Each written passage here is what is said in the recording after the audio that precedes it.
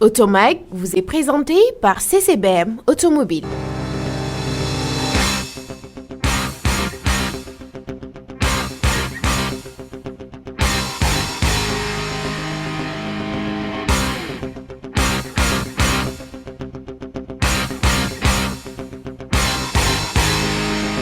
Bonjour à toutes et à tous, c'est toujours un immense plaisir de vous retrouver pour un nouveau numéro d'Automag, votre rendez-vous 100% automobile ici sur la TFM, la télé Futur Média. Alors aujourd'hui, c'est à partir de cette superbe place du souvenir africain, que je vais vous présenter cette émission dont voici tout de suite le sommaire dévoilé par Maria Magnas. Soyez les bienvenus. Dans l'univers automobile, il existe des marques vraiment à part. C'est le cas de Bentley, la prestigieuse filiale du groupe Volkswagen qui nous dévoile en vedette ce nouveau et sublime coupé Continental GT version 2011. Ingénieur automobile confirmé, notre invité, M. Amadou Gueye, nourrit depuis toujours une vraie passion pour l'automobile. À peine sorti du lycée, il ambitionnait déjà de faire partie de ceux qui conçoivent les voitures de demain. Aujourd'hui, c'est en partie ce qu'il fait à Boulogne-Billancourt, au siège du premier constructeur français Renault. Enfin, votre rubrique Actu Auto vous dévoilera les nouveautés automobiles phares de la semaine. Attachez vos ceintures, c'est Automag qui prend le volant.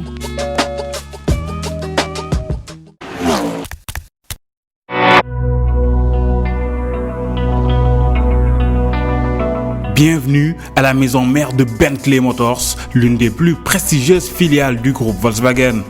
Spécialité de la maison, l'automobile sportive de grand luxe à l'image de la nouvelle Bentley Continental GT version 2011 que voici.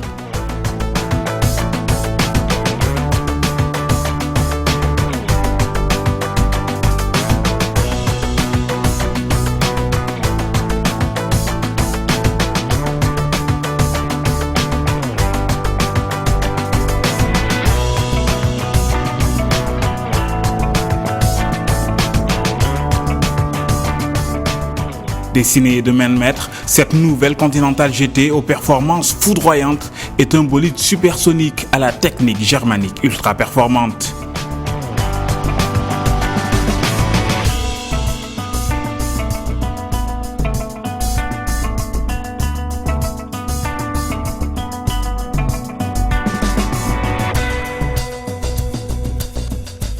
Même si voilà déjà 7 ans qu'elle se classe sur le podium des GT les plus convoités de la planète, les dirigeants du groupe Volkswagen ont toutefois jugé qu'il était temps d'offrir un petit coup de bistouri à la star incontestée de son segment de luxe. Aussitôt dit, aussitôt fait, les ingénieurs de la marque ont totalement rafraîchi le corps et l'âme de cette voiture, aux gènes déjà presque parfaites.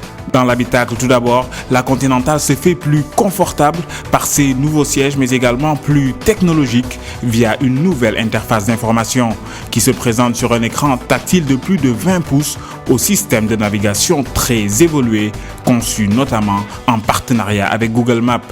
Et si vous restez insensible à la mélodie de la mécanique, sachez que l'engin offre une stéréo de 8 ou 11 haut-parleurs suivant votre degré d'exigence.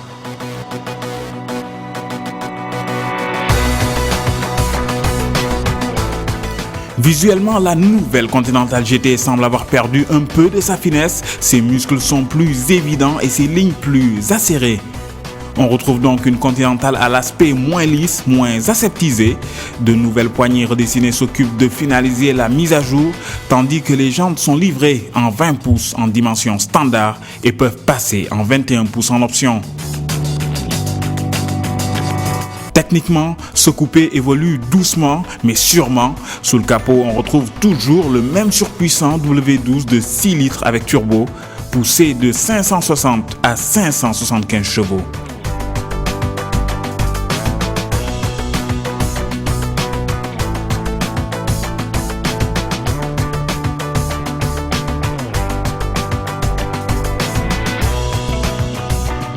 Plus encore que la puissance, le couple est terrifiant, 700 Nm. La boîte est toujours automatique à 6 rapports et transmet la puissance aux 4 roues via une nouvelle distribution, 60% aux roues arrière et 40% aux roues avant. Le châssis n'est pas en reste, il a aussi profité de nouveaux réglages. Fidèle à la tradition de la vénérable maison Bentley, ce fameux coupé Continental GT version 2011, véritable vaisseau amiral de la firme, évolue donc subtilement en combinant admirablement sportivité et luxe automobile.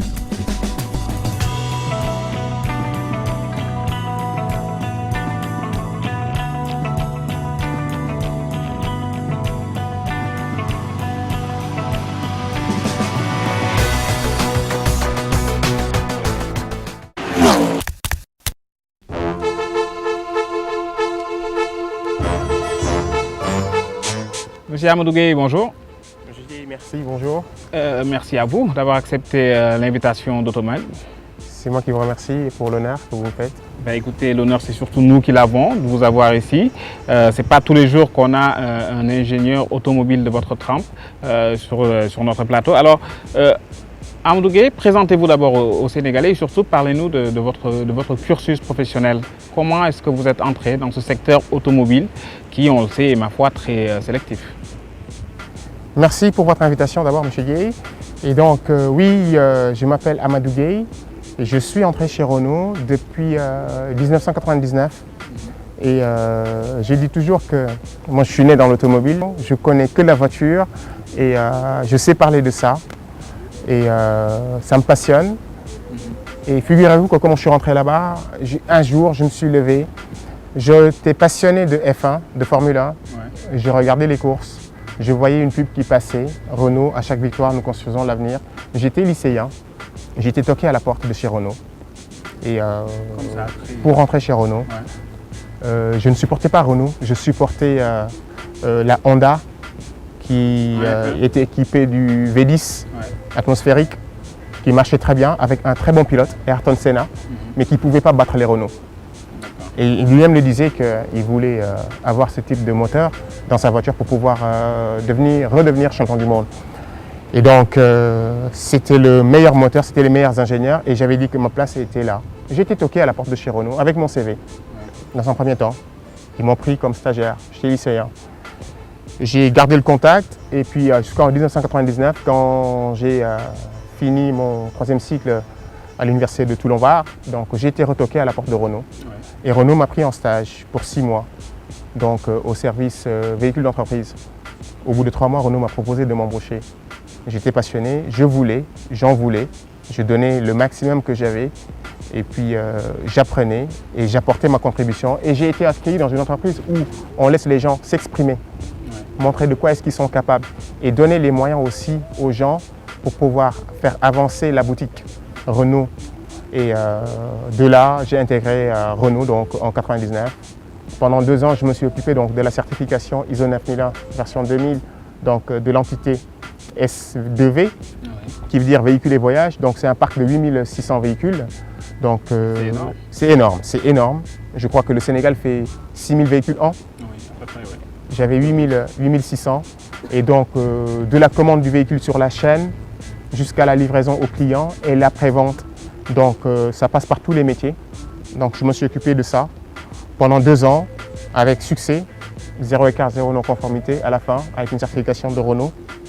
Ça avait fait un tabac, si je peux parler de la sorte. Et après, la directrice commerciale de Renault France a demandé à ce que les 400 sites du réseau R1 soient certifiés. Au bout de 2 ans, j'ai intégré le service Process Garantie et Contrat Service à la direction Qualité et Service France, d'où je m'occupais donc de tout ce qui est relations clients pour le réseau. Donc on traitait les problèmes en garantie et on apportait des solutions aux problèmes techniques. Au bout de 2 ans, c'est-à-dire fin 2003, j'ai intégré la direction des métiers du réseau, Monde, donc où j'ai déployé avec mes équipes 420, je pense, Renault Minute Carrosserie et Renault Service. Partout dans le monde. Partout dans le monde, sauf l'Amérique du Nord, parce que Renault n'est pas présent en Amérique du Nord. Il y est présent par son partenaire Nissan. Et donc on a fait l'Amérique du Sud, le Maghreb, les PECO, pays Europe centrale et orientale, et le Moyen-Orient.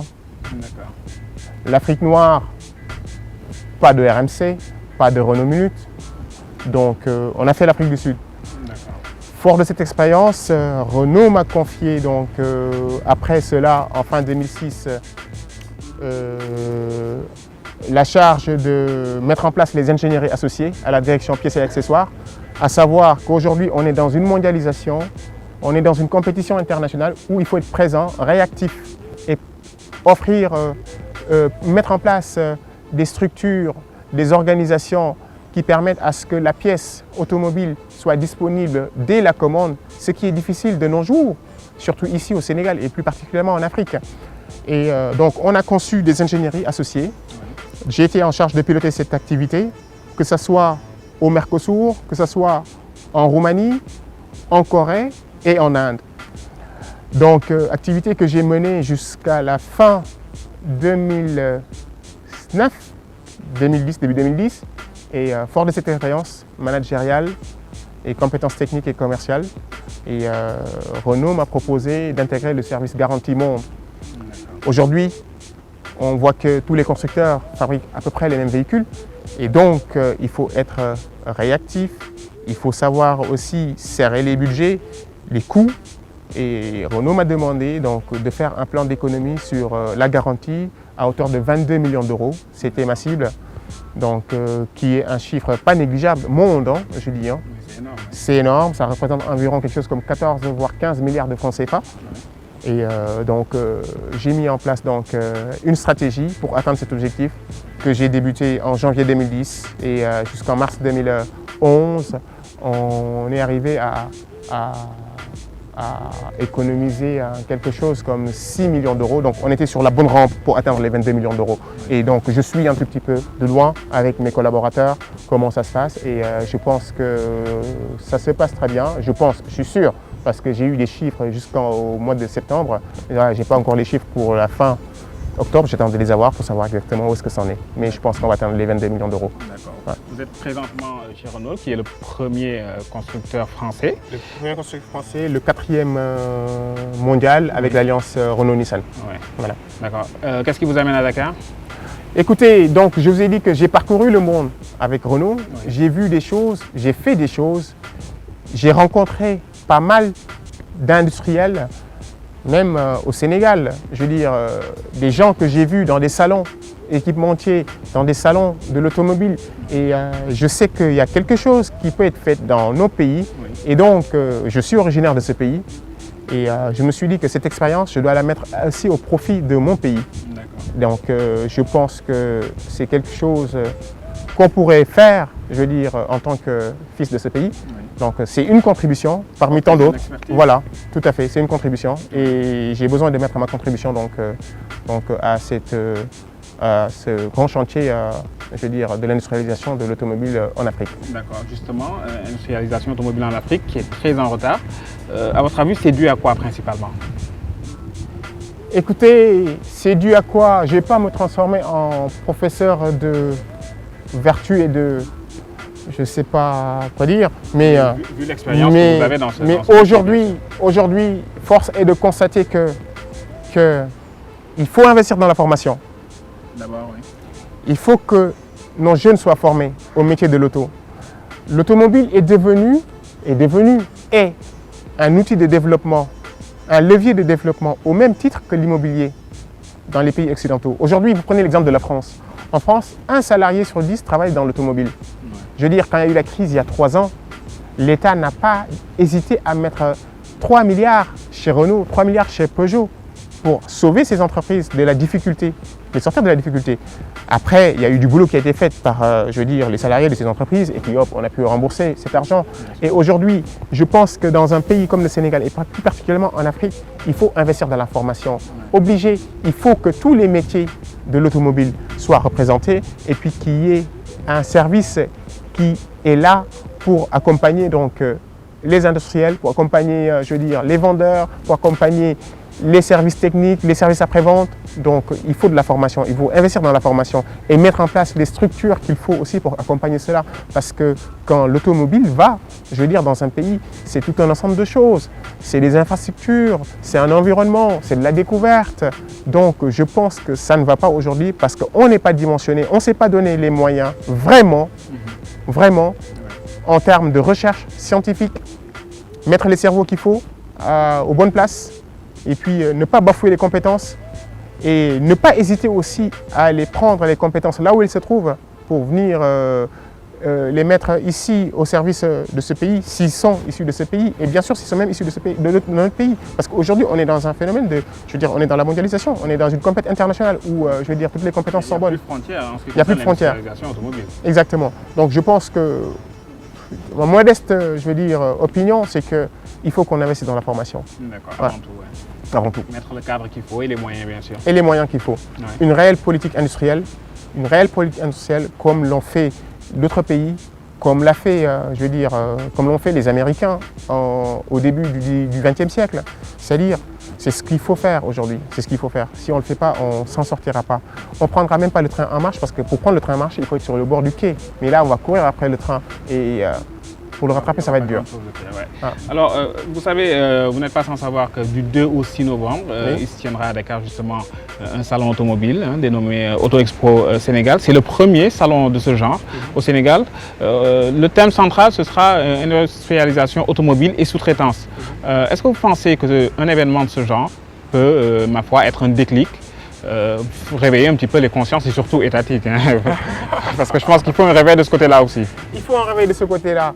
Et je veux dire, vous savez, en 1894, je veux dire, ça remonte de loin pour pas mal, je veux dire, d'historiens. Oui, je veux dire, à cette époque-là, il existait déjà des salons, des sociétés qui se sont créées d'encouragement, le développement de l'industrialisation automobile. Ouais. Donc ça a créé des concours, des courses, des conférences, des expositions qui avaient pour objectif de répandre l'industrie de la locomotion. Ouais. Et donc de là est né, je veux dire, de là sont nés les automobiles clubs. Et donc qui étaient chargés donc, de répandre donc, cette industrie automobile à travers la France et à travers le monde. Et quand les Américains l'ont capté, et croyez-moi, ils en ont fait leur premier outil de développement, les Américains. Et les financiers des États-Unis, ils ont investi dans l'automobile, dans l'industrie automobile, au même titre qu'ils avaient investi sur le chemin de fer. Et ils ont fait un développement de masse. Donc ils ont été explorer les campagnes, dans les usines, partout.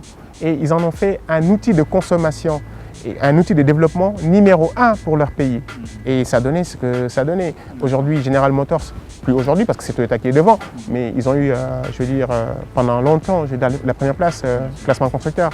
Et je pense que donc, pour revenir à votre question, un salon comme ça ne peut que faire avancer les choses. Mais encore une fois, il faut que l'État, parce que pour développer le secteur industriel, je veux dire, l'industrie automobile, il faut que l'État intervienne. Il faut un interventionnisme de l'État obligé. Ouais. C'est un mélange de libéralisme et d'intervention. En amont surtout. Ah ben, exactement.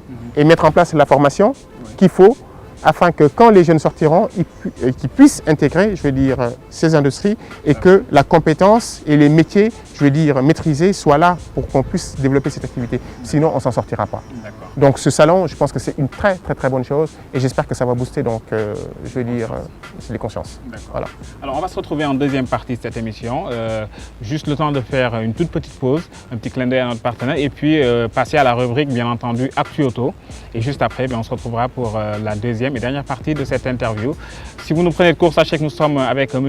Amadou Gueye, ingénieur automobile. C'est notre invité et on se retrouve donc juste après ce qui suit. À tout de suite.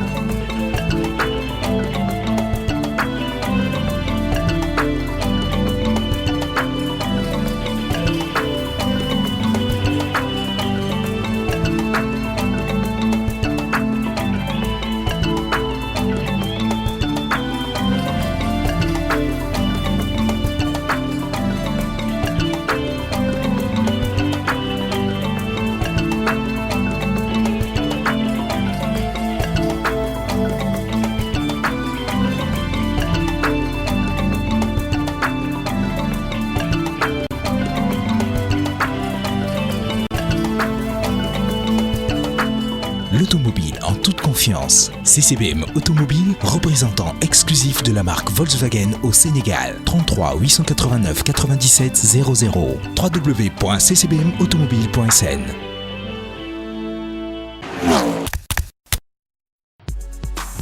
Voici l'ami de Seat, la cousine des Up et Skoda Citigo, tous trois appartenant au groupe Volkswagen. Son gabarit conserve une longueur de 3,56 m et un empattement de 2,42 m, de quoi améliorer habitabilité et volume de coffre. Côté look, la citadine espagnole sous giron allemand reprend la calandre trapézoïdale typique de la marque. Le dessin intérieur des optiques avant et arrière est original. Hormis ce détail, pas de folie, la poupe est calquée sur celle de la Skoda pour séduire les jeunes, sa véritable cible. Sous le capot, 2-3 cylindres essence de 60 et 75 chevaux sont au programme. Consommation moyenne annoncée, 4,6 litres au 100 km. Lancement prévu dès le mois prochain. Tesla nourrit de grandes ambitions pour sa familiale 100% électrique, la Model S. La firme annonce déjà une version haute performance. Cette annonce a été faite lors de la présentation aux futurs clients américains des premiers modèles de pré-série classique. Selon les dires du fondateur Elon Musk, la plus puissante des modèles S serait plus rapide qu'une Porsche 911 Carrera, accomplissant le 0 à 100 en seulement 4,5 secondes. Ce serait 0,3 de mieux. À suivre donc, la Model S est annoncée pour la mi-2012. C'est le deuxième modèle de la marque après le Roadster lancé il y a 5 ans déjà. En bref, Lancia annonce les tarifs de sa grande berline, la Thema.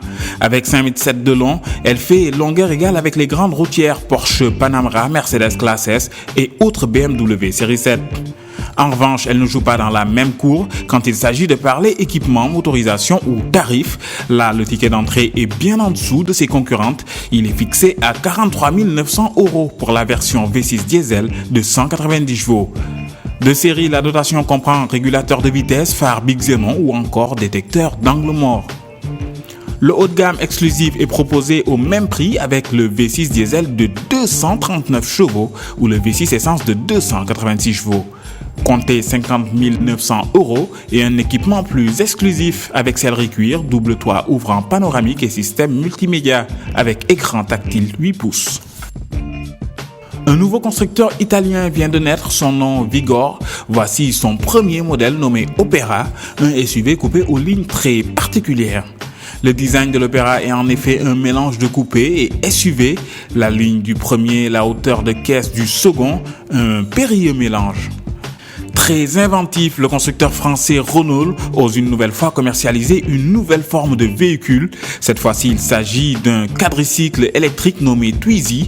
En effet, celle qu'on pensait être un délire de salon fera son apparition dans les concessions aux losanges dès la fin de l'année.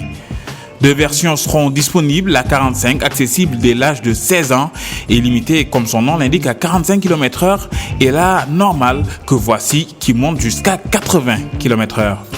Selon nos confrères de Caradisiac qui ont pu l'essayer au centre de test de Mortefontaine en France, aucun problème pour monter à bord, vous pouvez le faire soit par la droite, soit par la gauche. Une fois assis, les sensations rappellent autant un très gros scooter par le champ de vision à 80 degrés ou la largeur réduite qu'une voiture par la position de conduite, le volant avec airbag ou la ceinture de sécurité.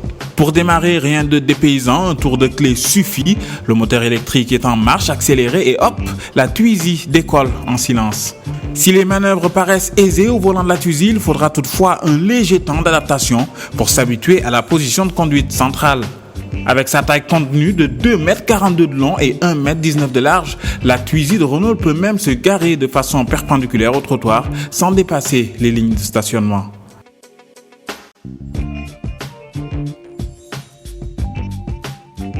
L'épreuve du créneau est quant à elle une formalité à partir du moment où on se fie à la position des garde-boue pour déterminer à peu près où se trouve l'avant et l'arrière du véhicule.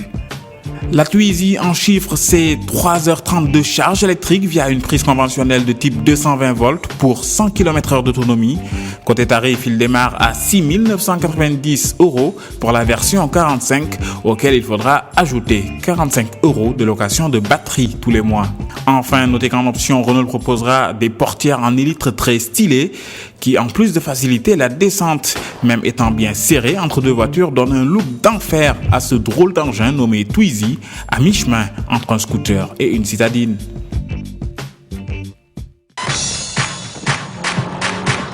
On termine cette actu auto de la semaine aux États-Unis avec le dernier spot de la Fiat 500. Décidément, le constructeur italien ne se refuse rien, s'attachant même les services de la bomba latina Jennifer Lopez pour faire la promo de sa puce des villes. Belle association marketing donc pour la Fiat 500, à qui Jello ouvre ainsi grandement les portes des USA.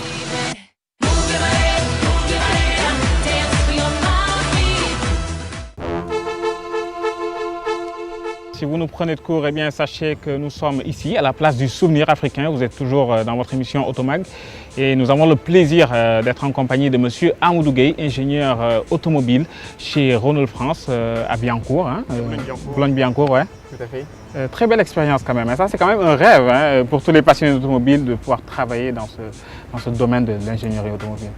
Bah écoutez, moi je sais que c'est ma passion. Comme je vous ai dit, moi je suis né dans l'auto. Je sais parler auto et qualité automobile et je vous avoue que quand vous plongez la tête, je veux dire, dans ce qu'on appelle chez nous le technocentre, qui est la Silicon Valley de l'automobile en France. Très sécurisé. Très sécurisé, très sécurisé parce rien que de filtre. Hein. Ah, il faut que ça va être difficile parce montrer que. carte blanche. Pardon? Il faut montrer patte blanche. Il faut montrer patte blanche déjà. Ouais, même moi, j'ai pas le droit d'entrer dans certains endroits donc du site et parce que il y a de la recherche, il y a de l'intelligence, il y a tout ce qui est design qu'il faut cacher parce que la concurrence elle est là toute prête et donc ça n'hésite pas, on voit les produits venus d'ailleurs pour ne pas les citer et donc je pense que ça il faut les préserver et donc point de vue sécuritaire vous doutez pas qu'on va s'entourer des meilleurs systèmes de sécurité qui existent en France pour pouvoir blinder cette affaire. Donc c'est hyper important. Et je vous avoue que quand vous mettez la tête là-dedans, c'est vraiment très agréable. Moi je suis très content et très fier de travailler dans l'automobile parce que je sais que c'est un produit qui va se développer encore, qui ne va pas s'arrêter de se développer avec d'autres facteurs, la technologie, l'électronique embarquée, tout ce que vous voyez sur la F1, vous allez les voir plus tard sur le produit de série qui est en cours, que vous voyez rouler dans Dakar ou bien à Paris et à Washington. Donc moi je pense que c'est très passionnant et il faut mettre la... encore énormément d'avenir. Ah bah bien sûr. Beaucoup d'avenir. Regardez de là où l'on vient. On vient de 1769 avec le véhicule avec une machine à vapeur. Pardon? De Cugnot, de Cugnot, de Nico-Jo Cugnot, c'est ça, Nicolas Joseph Cugnot. Donc, la voiture à vapeur, la voiture à vapeur, exactement. Et puis après, c'est passé vers la Grande-Bretagne, United Kingdom, et eux qui sont, je veux dire, la Grande-Bretagne qui est la patrie de la machine à vapeur. De la machine à vapeur. Donc ils ont combiné donc, la technologie du cycle et de la machine à vapeur pour sortir leur premier véhicule.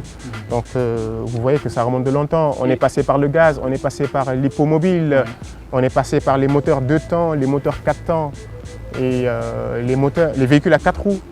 Donc, jusqu'à en venir justement aux voitures qu'on vient de voir il y a quelques minutes dans la rubrique Actu Auto, ça va vraiment vite, ça va à une vitesse fulgurante l'automobile. Ça va à la vitesse du monde et vous êtes obligé d'anticiper. Vous êtes obligé d'anticiper, vous êtes obligé de prévoir ce qui va se passer. Vous savez, construire une voiture, c'est quand même un peu difficile. Hein, parce que quand vous voyez les gens dire, bah écoutez, ce véhicule-là, il est moi, ce véhicule, écoutez, c'est quand même un peu compliqué. Hein, parce qu'aujourd'hui, je veux dire, on est en train de crayonner les véhicules qui devront sortir en 2018.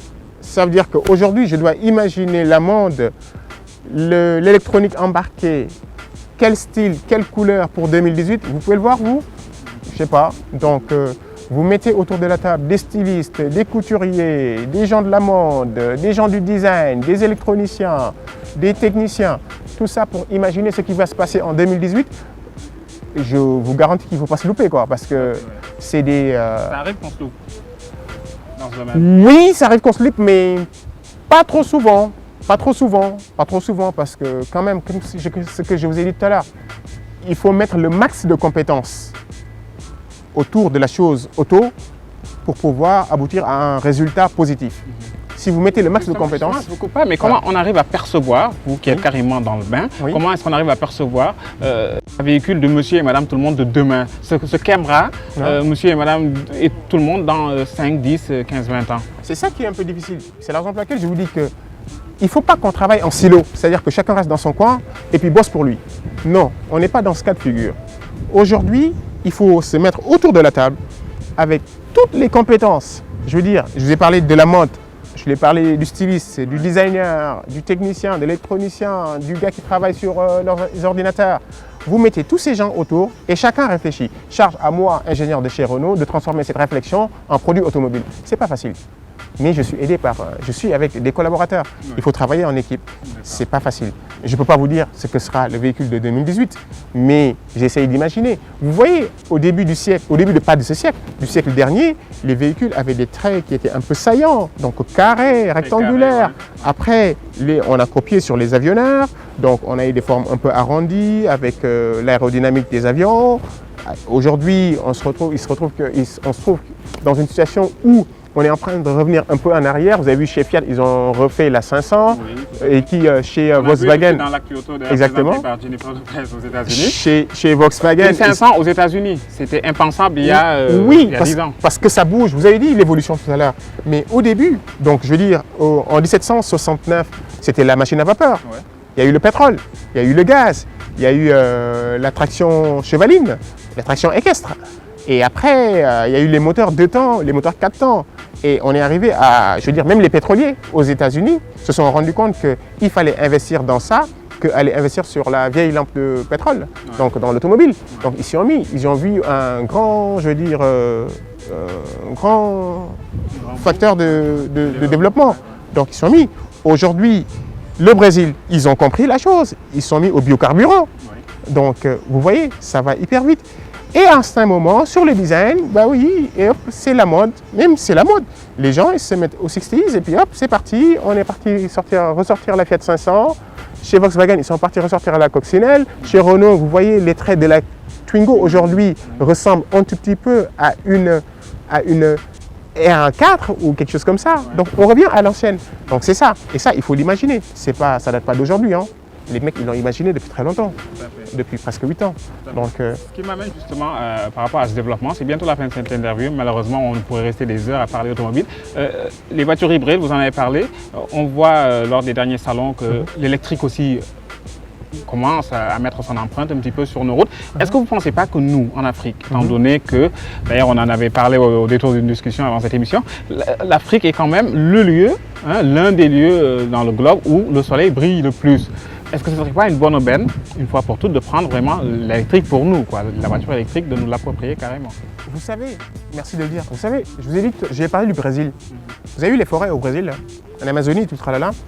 Ils ont compris, avec ce qu'ils avaient, ils ont fait du biocarburant. Et aujourd'hui, les constructeurs automobiles, comme Renault, comme Peugeot et comme Nissan, qui sont au Brésil, qui ont monté les usines au Brésil, mais le Brésil a investi aussi, et donc a investi sur le biocarburant. Et il y a pas mal de véhicules au Brésil qui roulent avec le biocarburant. Et ça suit, je veux dire, la trend mondiale. Le problème, c'est que au début du siècle, 18e, 19e siècle, c'était la vapeur. Après, ça a eu le pétrole, l'essence. Et après, le solaire. Qu'est-ce qu'on fait, nous, pendant ce temps? On consomme? Il faut qu'on arrête de consommer et qu'on mette la main dans le cambouis. Et qu'on bosse avec les moyens qu'on a. On peut développer l'agriculture au Sénégal. On peut développer le solaire au Sénégal. On peut produire de l'électricité donc dans ce cas au Sénégal.